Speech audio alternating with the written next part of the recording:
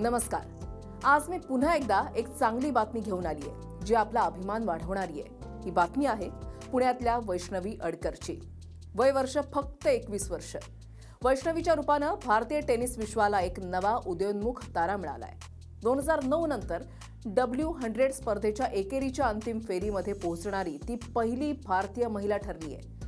बंगळुरूमधल्या ITF महिला ओपनमध्ये वैष्णवीनं चमकदार कामगिरी केली आहे.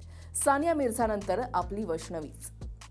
W100 टेनिस स्पर्धेमध्ये वैष्णवीची वाईल्ड कार्ड एंट्री झाली. अंतिम फेरीमध्ये जागतिक क्रमवारीमध्ये 124व्या स्थानावर असलेल्या बेल्जियमच्या हॅन व्हॅन डे विंकेलने वैष्णवीचा 6-0-6-1 पराभव केला.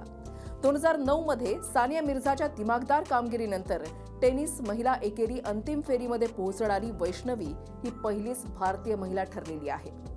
पुण्यामध्ये जन्म झालेल्या वैष्णवी अडकरने वयाच्या 7व्या वर्षापासून टेनिस खेळायला सुरुवात केली. ती भारताची माजी अंडर-14 मधली नंबर 1 ची खेळाडू होती आणि तिचं सर्वोच्च ITF ज्युनियर रँकिंग 115 होतं.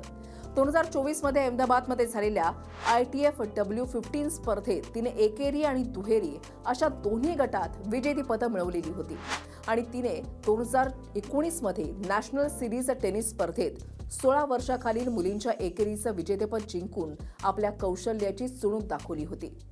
ग्रँड स्लॅम चॅम्पियन रोहन बोपण्णांचं मार्गदर्शन तिला मिळालंय. केदार शहा हे वैष्णवी अडकरचे कोच आहेत. तिने फेनेस्टा महिला राष्ट्रीय स्पर्धा जिंकली आहे आणि 2025च्या जागतिक विद्यापीठ क्रीडा स्पर्धेमध्ये कांस्य पदक जिंकलं, ज्यामुळे भारताचा या स्पर्धेमधला 46 वर्षांचा पदकांचा दुष्काळ संपला. वैष्णवी आक्रमक टेनिस खेळण्यासाठी ओळखली जाते. वैष्णवी अडकरच्या रूपानं भारतीय महिला टेनिस विश्वात एक नवा अध्याय सुरू होणार आहे. महाराष्ट्राच्या या लेकीनं पुन्हा एकदा सिद्ध केलंय की विश्वास ठेवा, कृती करा, सर्व काही शक्य आहे. वैष्णवी अडकरचं मनपूर्वक अभिनंदन.